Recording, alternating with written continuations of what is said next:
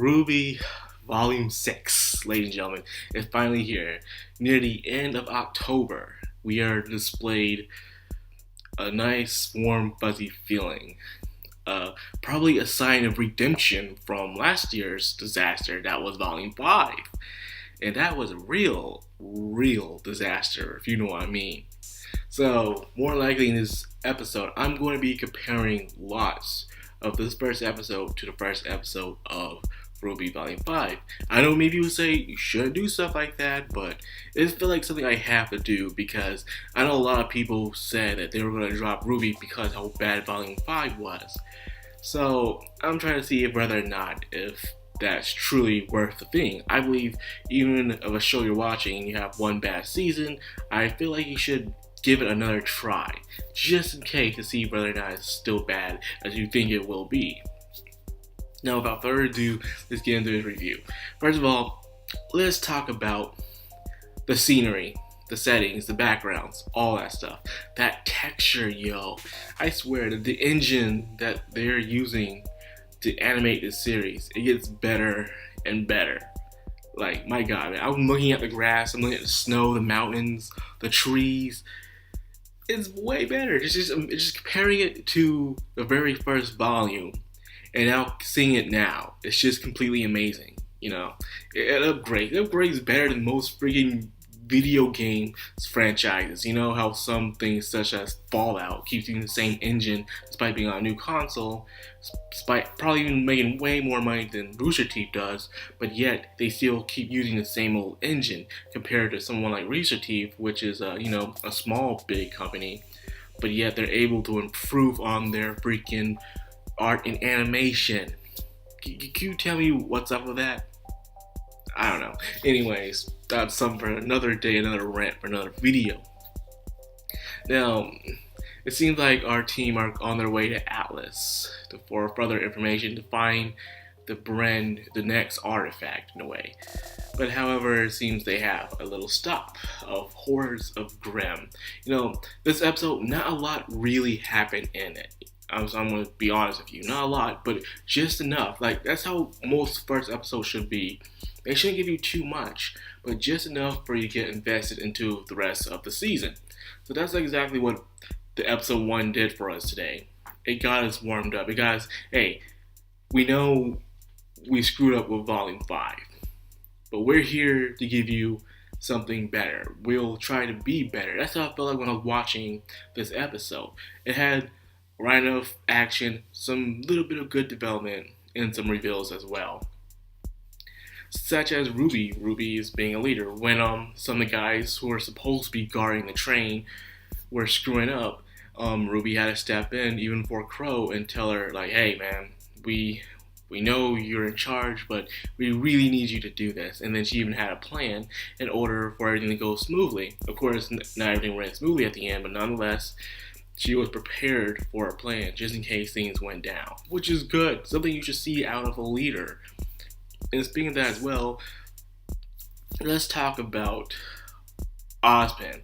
As you can see in this episode, not a lot of people trust Ozpin still. Especially when the problem with Ozpin is that he won't tell everybody everything. He won't. He keeps holding on to information, and because of that, it's a big contradiction.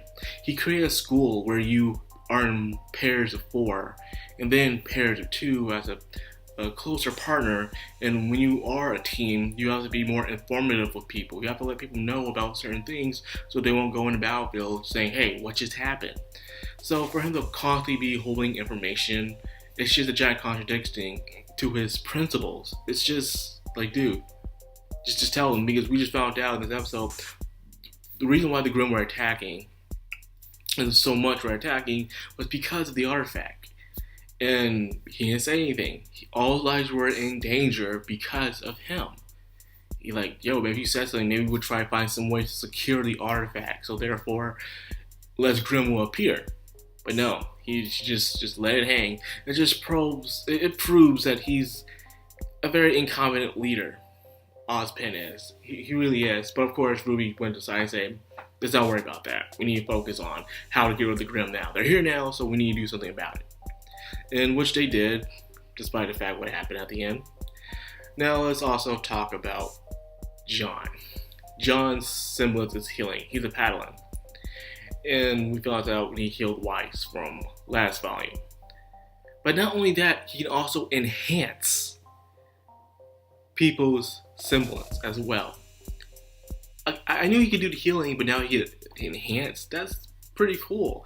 So say if Blake wants to use her shadows or something, or Yang wants to get stronger, or RWBY wants to become faster, or any other semblance that they have.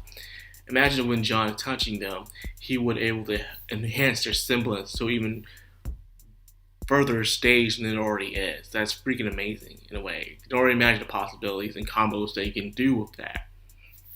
Now, let's talk about Blake, Sun, and Ilya. Okay, Blake finally got her stuff done. She's finally able to move on, away from the past, or so we thought. She has Ilya being on her side to help better the cause for the Faunus. The White Thing is officially down, so they're all proof to the world that Faunus are looking for peace and not just complete dominance like the White Thing was doing. Now, I didn't want to say anything. Oh hell, I'm kidding. I totally want to say something. It's a scene, 2 scenes. I feel like this was a troll, what Rooster Teeth did. It's when you saw Ilya, all you saw was Ilya and Blake's feet moving up to each other, and you know those scenes in anime or any other shows where someone's about to kiss, and all they show is their feet, and they get close to each other? That's what it felt like. I'm like, oh god, are they going to do this? Nope. She just hugs her. She just hugs Blake and walks off and say bye. Then, to turn around Sun, she kisses Sun on the cheek. It's no lip kiss. It's probably not even romantic like that. But the fact that happened, I was reading some of the comments. Some people were triggered. I am not kidding. Some people were triggered in those comic sections. Like, come on, people. Like, I was laughing. And I always told people to never take ships seriously in any show. Because at the end of the day, ships should be just for fun. And they never try to make them canon. Ever. Even if there is a possibility of it happening, never take ships seriously. Ever. But unfortunately, people in this community do. And because of that, it's just funny to see them try to make some excuse or something like that. And it's like, no, man, just stop, okay? Okay, Bumblebee doesn't exist. But then again, neither does Black Sun, aka Eclipse. We don't know that yet. These people are trying to do they have bigger goals in life right now. And it's trying to defeat Salem. All the other romance stuff can wait, okay? That's all we can do. But still, that had me rolling. like, good job, Rooster Teeth. Good job trolling half of the community right there. That was funny. No, anyways, let's get off that part. Now let's talk about Adam. My god, Adam. He know he fucked up. Adam know he fucked up, man. The White Fang, the members don't even want to listen to him. They're saying how easy it is for Blake to control him, his emotions, which is true. How Adam's crazy obsessed with Blake, and that caused him to make a lot of bad calls, which we've seen in last volume. Like, Adam, you had it all. You really had it all. You know, you have the White Fang. Everyone was on your side.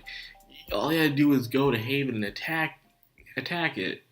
But you know what you did? You know what you did instead?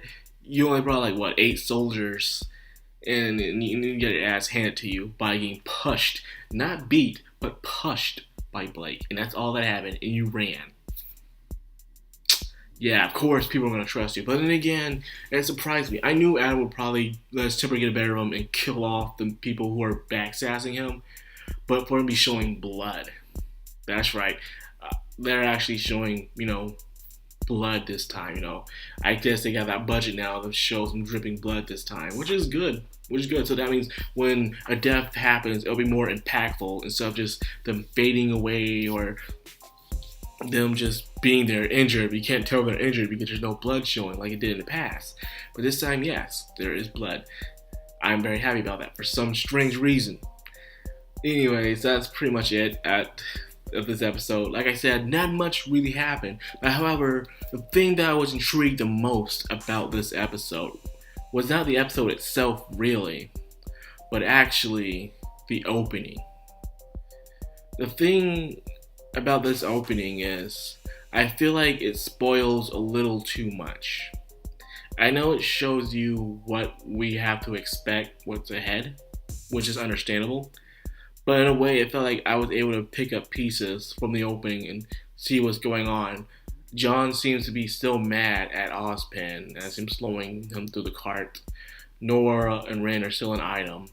Adam is out to get Blake, and probably Yang will join in and they'll actually get the fight we always wanted to see. Crow seems to be falling into some depravity or something. And then, of course, there was someone, and you see Roland Schwarzwick's hat. That's right, his hat, his top hat, was flowing in the wind, and some female in a robe was walking by. We don't know who this female is, but I believe this female could be Neo. It has to be Neo, man. We don't know. I was watching the opening. I saw the top hat, and wow, who else would they show the top hat for? But Neo. Like, yo, man. If Neo's back, I'll be happy. I'll be freaking happy. And of course, they showed Salem and her team, but however, there was no Cinder. So we don't know. As for the song, I have mixed feelings about the song. I have to get used to it. To be honest, I don't know what the vocalist was trying to do with the song. I don't know if they're trying to do something new and then try to hit the rock point. I don't know. It just felt completely gibberish and off for me. So the opening choreographics were amazing, but the song was iffy for me. Other than that, it was pretty interesting. I do feel like they're spoiling a little bit too much in their opening, because imagine you're watching this opening every episode, and you can easily slowly put the pieces together in the opening. And in a way, if you are able to catch on to things really quick, like I can, you kind of find out what's going to happen next. And it happens to me a lot in a lot of shows, and it's a curse sometimes. It really is. But anyways, like I said, I'm not going to tell how I truly feel about RWBY Volume 6 just yet. Like I said, it's just the first episode. Give it 2 more episodes. Like I said, my 3-episode rule. So if it's good, I'll up to the 3rd episode, I'll say, yeah, it's better than Volume 5. Right now, it feels like it's better than Volume 5 already. The adventurers probably be them making their way to their destination in this volume, unfortunately, because it has that feel to it. All we mostly saw was snow, so that probably might be it. It's them making their way to their adventure, just like in Volume 4. Hopefully it won't take too long, because I know some people are pretty impatient in this community. So anyway, that's all I got for this video. I don't want to spoil any more of your time. Got more reviews to do today, so yeah. I'm gonna wrap this up. Anyways, RWBY Volume 6, what do you guys feel about it? Are you excited? Are you hyped? Are you disappointed? Or anything else like that? Just let me know in the comments below. Anyways, this is Madcrownxox, and I'm signing out. Have a good one.